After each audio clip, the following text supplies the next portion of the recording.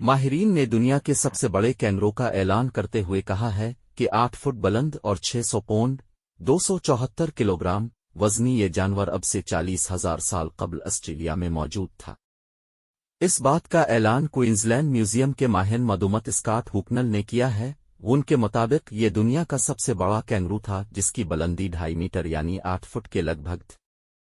इसी के साथ दुनिया की बड़ी छिपकलियां भी रेंगती थीं और उनमें से बाज छिपकलियों की लंबाई 20 फुट तक थी जो आज के कमोडो ड्रैगन के बराबर थीं। इस दरियाफ्त पर प्रोफेसर स्कॉट ने बताया कि इसी दौरान दुनिया भर में लंबे दांतों वाले टाइगर, रीछ और लक्कड़बिगहे आम थे, लेकिन ऑस्ट्रेलिया के जानदार कदरे मुख्तलिफ थे। इनमें बड़े सांप, 60 मीटर लंबे मगरमच्छ और गैर मामूली तवील छिपकलियां आम थीं। शुमाली ऑस्ट्रेलिया के मेक के नामी इलाके से ये आसार मिले हैं। यहाँ पहले भी 16 नए जानदारों के आसार दरियाफ्त हो चुके हैं। इसी मकाम से देओकामत कैंगरू के जबड़े और टांगों की हड्डियां भी दरियाफ्त हुई हैं। माहिरीन के मुताबिक उन्हें इंसानों ने शिकार नहीं किया बल्कि मौसमियाती तब्दीलियों की वजह से ये धीरे धीरे मदूम हो गए और आज उनकी हड्डियां ही पाई जाती हैं। 40,000 साल कबल ये इलाका सरसब्ज़ोशादाब था जहां दीगर जानदार भी पाए जाते थे। इस वक्त शायद इस मकाम पर इंसान भी मौजूद न थे बल्कि वो ऑस्ट्रेलिया के दीगर हिस्सों तक ही महदूद थे। कैंगरू की इंसानों के साथ बातचीत। जहां कोई गड़बड़ महसूस हो वहां से भाग लो। कैंगरू अपनी निगाहों से ये इशारा देते हैं कि उन्हें अपनी ग़िज़ा तलाश करने में मदद चाहिए। ये इंकिशाफ यूनिवर्सिटी ऑफ सिडनी की तरफ से शाये होने वाली एक रिपोर्ट में हुआ। मुहक्किकीन के मुताले में कहा गया है कि जब कैंगरू इंसानों से मदद चाहते हैं तो वो आंखों से बहुत ताकतवर राब्ता बरोए-कार लाते हैं। माहिरीन ने ऑस्ट्रेलिया भर में वाइल्ड लाइफ के 3 महफूज मकामात में ग़िज़ा प्लास्टिक कंटेनर में बंद करके रख दी और इस तरह तजुर्बात के एक सिलसिले का आगाज हुआ। बिल्कुल कुत्तों की मानिंद कैंगरूज ने जब उन कंटेनर्स को खोलने की कोशिश की और इसमें नाकाम रहे तो उन मुहक्किकीन को अपनी निगाहों के इशारे से बताना शुरू किया कि उन्हें इस अमल में मदद चाहिए। Sydney school of veterinary science से मुंसलिक मुहक्किक और इस मुताले की शरीक मुसन्निफा डॉक्टर एलेक्जेंड्रा ग्रीन के बकौल उनकी निगाहें बड़ी गहरी और शिद्दत भरी थी। हम पहले ये समझ रहे थे कि सिर्फ पालतू जानवर ही किसी मसले का शिकार हों तो मदद तलब करने की कोशिश करते हैं, लेकिन पता चला कि कैंगरूज भी ऐसा करते हैं। डॉक्टर एलेक्जेंड्रा ग्रीन मजीद कहती हैं, पालतू जानवर वो होते हैं जो कई नस्लों से घरों में रहने की तरबियत पाते हैं। इस तरह घोड़ों और बकरियों को भी कुत्ते और बिल्लियों की तरह के पालतू जानवर करार दिया जा सकता है। सिडनी में होने वाली इस तहकीक के दौरान जिन 16 कैंगरूज को शामिल किया गया वो जंगली नहीं थे, यानी उन्हें किसी जंगल से नहीं पकड़ा गया था। मुहक्किकीन का कहना है कि जंगली कैंगरूज इंसानों के दरमियान रहने में बहुत खौफ महसूस करते हैं। मुहक्किकीन ने अपनी इस तहकीक के लिए कैद किए गए कैंगरूज का इंतखाब किया जिन्हें तरबियत नहीं दी गई थी। माहिरीन के मुताबिक मार्सुपील्स और ऐसे जानवर जो थैलीदार होते हैं और अपने बच्चों को दूध पिलाते हैं और अपनी थैली में अपने बच्चों को रखते हैं, उनकी ज़हनी काबिलियत पर बहुत ही कम रिसर्च की गई है। ये कैंगरूज एक जंगल में लगने वाली आग के सबब यतीम हो गए थे, जिन्हें ऑस्ट्रेलिया में एक जोड़े ने बतौर पालतू अपने घर में जगह दी। रूहम्पटन यूनिवर्सिटी से ताल्लुक़ रखने वाले डॉक्टर एलन मेक एलिगोट कहते हैं, कैंगरूज पहले मार्सुपील्स हैं जिन पर इस तरह से रिसर्च की गई और इस तहकीक के मुस्बत नताइज की वजह से आइंदा अमूमी घरेलू जानवरों के अलावा भी मजीद इस नौ के जानवरों की ज़हनी काबिलियत पर तहकीक की जा सकेगी। ऑस्ट्रेलिया में जमींदारों और माहौलियात के माहिरीन ने खबरदार किया है कि जंगली कैंगरूओं की तादाद बहुत ज्यादा हो गई है और उन्होंने लोगों से कहा कि वो कैंगरू के गोश्त का ज्यादा से ज्यादा इस्तेमाल करें।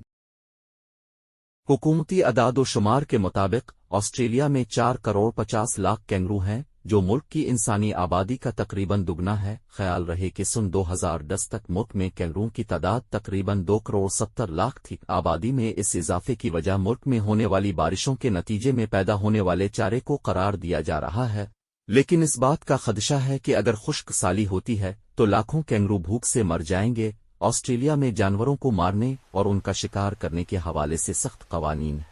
मकामी ज़राए इबलाग के मुताबिक कैंगरूओं को तिजारती बुनियादों पर मारने के लिए अगरचे इजाज़तनामे आसानी से दस्तयाब हैं, लेकिन लोग इसमें दिलचस्पी नहीं लेते। कैंगरू की आबादी को कंट्रोल में रखने और माहौल को महफूज बनाने के लिए मुल्क में हर साल कैंगरूओं को मारा जाता है, لیکن ناقدین کا کہنا ہے کہ اس سے ماحول کے بہتر ہونے کے ٹھوس شواہد نہیں ملتے۔ مارے جانے والے کینگروؤں کی کھال تو استعمال میں لائی جاتی ہے، لیکن مانگ نہ ہونے کے باعث ان کا گوشت پھینک دیا جاتا ہے۔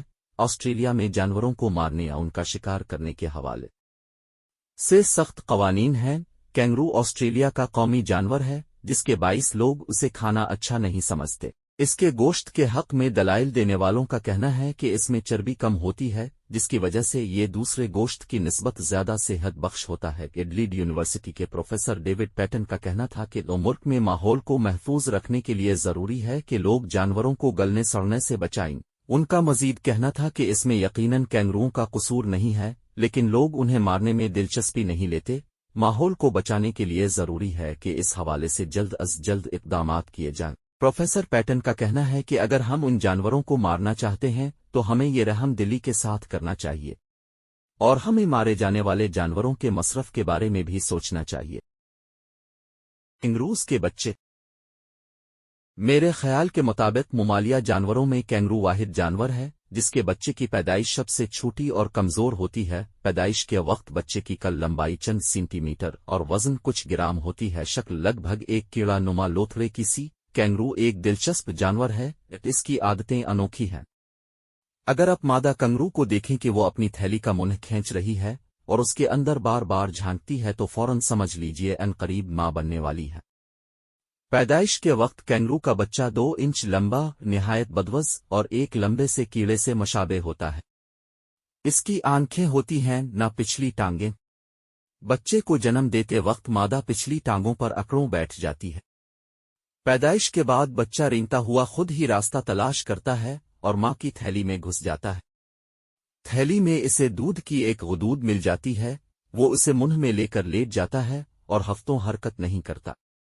تھیلی کا منہ سختی سے بند ہو جاتا ہے۔